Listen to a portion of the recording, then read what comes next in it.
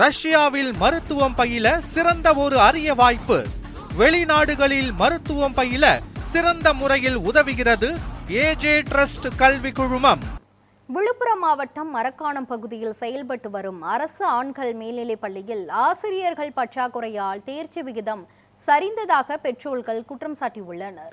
இதுகுறித்த கூடுதல் விவரங்களை வழங்குவதற்காக நமது செய்தியாளர் கோகுல்ராஜ் இணைப்பில் உள்ளார். கோகுல்ராஜ், அங்கு ஆசிரியர்கள் பற்றாக்குறையால் மாணவர்களின் தேர்ச்சி விகிதம் சரிவு ஏற்பட்டிருப்பதாக அங்கு உள்ள பெற்றோர்கள் குற்றம் சாட்டுகின்றனர். இந்த நிலையில் அந்த பற்றாக்குறை ஆசிரியர்களை நிரப்புவதற்கு அரசு சார்பில் ஏதேனும் நடவடிக்கைகள் எடுக்கப்பட்டிருக்கிறதா? விவரங்கள் என்ன? முக்கியமாக விழுப்புரம் மாவட்டம் மரக்காணம் அரசு ஆண்கள் மேல்நிலைப்பள்ளியில் சுமார் 159 மாணவர்கள் கடந்த ஏப்ரல் மாதம் நடைபெற்ற தேர்வு எழுதியுள்ளனர். அதற்கான தேர்வு முடிவுகள் வந்தது. இதில் சுமார் 30 மாணவர்கள் மட்டுமே தேர்ச்சி பெற்றுள்ளனர். அதாவது 129 மாணவர்கள் தேர்வில் தோல்வி தழுவியுள்ளனர். வெறும் 18.71% மட்டுமே இதுவரை, அதாவது பள்ளி தொடங்கப்பட்டு சுமார் 50 ஆண்டுகள் மேலாகியும் இதுவரை இந்த அளவிற்கு தேர்வு சதவீதம் மிகவும் குறைந்துள்ளது இருந்ததில்லை. அதாவது குறைந்தபட்சம் 60% 70% தேர்வு சதவீதம் இருக்கும். ஆனால் தற்போது சயின்ஸ் பாடத்திட்டத்தில் மட்டுமே அதிக அளவில் தோல்வி அடைந்துள்ளனர். அது மட்டுமல்லாமல் வருகின்ற ஜூலை மாதம் மறுதேர்வு நடைபெற இருக்கிறது. இதில் இந்த 129 மாணவர்களும் மறுதேர்வில் பங்கேற்பதை அரசு உறுதி செய்ய வேண்டும். ஏனென்றால் அவர்கள் தங்களுடைய எதிர்காலம் என்னவென்று கேள்விக்குறியாகிறது. அது மட்டுமல்லாமல் இந்த பள்ளியில் ஆசிரியர் பற்றாக்குறை இருப்பதாக மாணவர்கள் மத்தியில் கூறப்படுகிறது. அது மட்டுமல்லாமல் சிறப்பு வகுப்புகள் நடத்தாததாலும் இந்த தோல்விக்கான காரணம் என மாணவர்கள் தெரிவிக்கின்றனர்.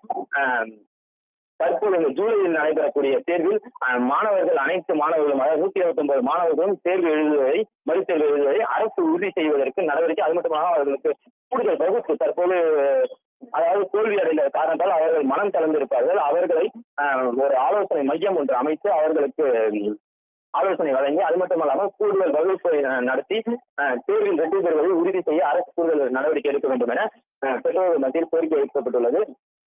வருகின்ற நிதியாண்டில் இந்த பள்ளியில் அரசு கூடுதல் கவனம் செய்யும். அதாவது ஆசிரியர்கள் பற்றாக்குறை தொடர்ந்து சுமார் 4 ஆண்டுகள் ஆசிரியர் பற்றாக்குறை இருப்பதாக பெற்றோர்கள் தெரிவிக்கின்றனர்.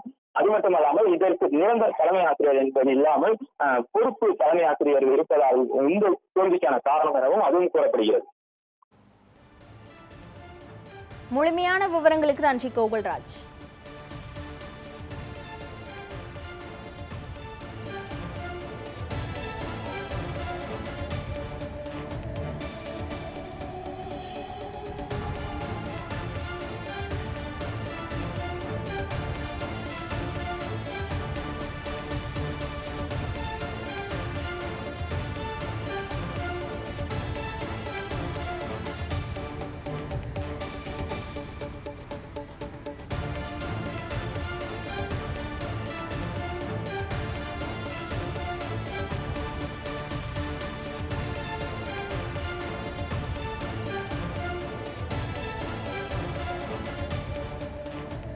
திண்டிவனத்தில் உள்ள அரசு பள்ளியில் ஆசிரியர்கள் பற்றாக்குறையால் மாணவர்களின் தேர்ச்சி விகிதம் சரிந்திருப்பதாக பெற்றோர்கள் குற்றம் சாட்டியிருக்கின்றார்கள். இது குறித்த மேலும் தகவல்களை பகிர்வதற்காக கல்வியாளர் திருமதி சாலை செல்வம் நம்முடைய இணைப்பில் உள்ளார். வணக்கம். திண்டிவனத்தில் அரசு பள்ளிகளில் ஆசிரியர்கள் பற்றாக்குறையால் மாணவர்கள் தேர்ச்சி மிகவும் குறைந்திருக்கிறது. அந்த ஆசிரியர்கள் பற்றாக்குறையை நிரப்புவதற்கு அரசு சார்பில் என்னென்ன நடவடிக்கைகள் எடுக்க வேண்டும்? உங்க கருத்து என்ன மேடம், சொல்லுங்க. வணக்கம்.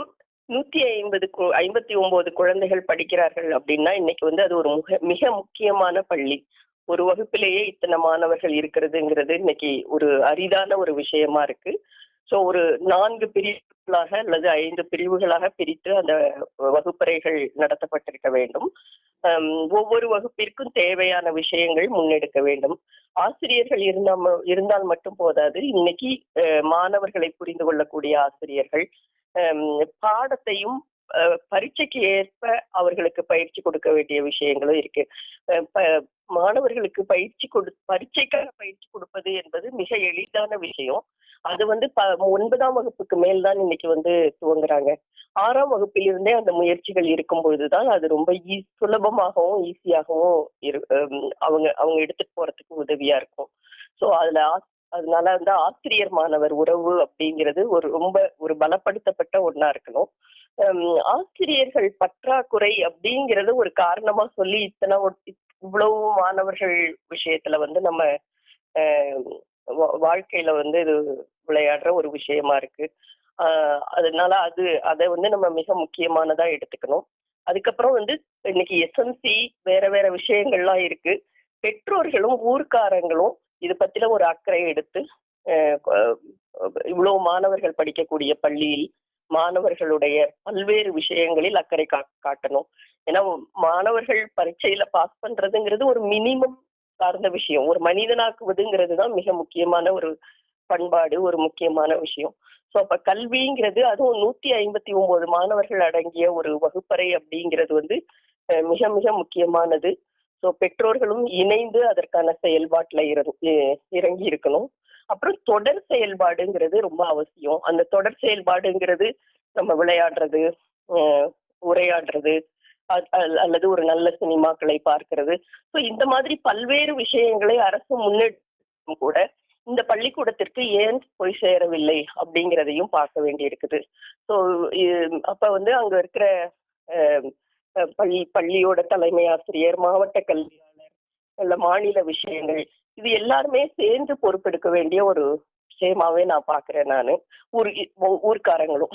ஸோ அப்படி இருக்கிற ஒரு ஒரு மிக முக்கியமான ஒரு விஷயமா இது இருக்குது. குழந்தைகளை பொறுத்த வரைக்கும் குழந்தைகள் இதற்கு லாயக்கற்றவர்கள், இல்லைன்னா அவங்க வந்து இன்னைக்கு வன்முறையில இருக்கிறாங்க, கவனிக்க மாட்டேங்கிறாங்க, இல்ல அப்படின்னு குழந்தைகளை வந்து குற்றம் சொல்றது அப்படிங்கிற ஒரு விஷயத்தை நோக்கி நம்ம பயணிக்காம இளைஞர்கள்லாம் இன்னைக்கு இப்படி நடந்துட்டு இருக்கும் போது இந்த வளரும் இளைஞர்கள் வந்து, வளரும் குழந்தைகள் வந்து எவ்வளவு எதுக்கெல்லாம் லாயக்கற்றவர்களாக இருக்கிறாங்க, அந்த இடத்துக்கு நம்ம நகராம அவர்கள் மேல நம்பிக்கை வைத்து ஒரு கல்வியை அணுகிறதுங்கிறது மிக முக்கியமான ஒரு விஷயமா இருக்கு. அப்ப குழந்தைகள் மேல நம்பிக்கை வைப்பதுங்கிறது வந்து ஆசிரியர்களுக்கும் பெற்றோர்களுக்கும் மிக முக்கியமான ஒரு செயல்பாடு. அப்ப எப்படியெல்லாம் நம்பிக்கை வைக்கலாம்? ஸோ அவங்க கிட்ட வந்து போன் இருந்ததுன்னா போனை புடுங்கிறது இல்லை, போனை விட சுவாரஸ்யமான ஒரு விஷயங்களை சொல்லி கொடுக்கறது, அவங்களுக்கு முன்மாதிரியான ஆசிரியர்களும் பெற்றோர்களுமாக நாம வாழ்ந்து காட்டுவது, வெவ்வேறு கற்றல் கற்பித்தல் முறைகளை மாணவர்கள் கிட்ட கொண்டு போறது, இந்த மாதிரி பல வேற விஷயங்களை முன்வைத்து நாம இயங்கும் போதுதான் மாணவர்களுடைய விஷயங்கள் சரியாக இருக்கும்.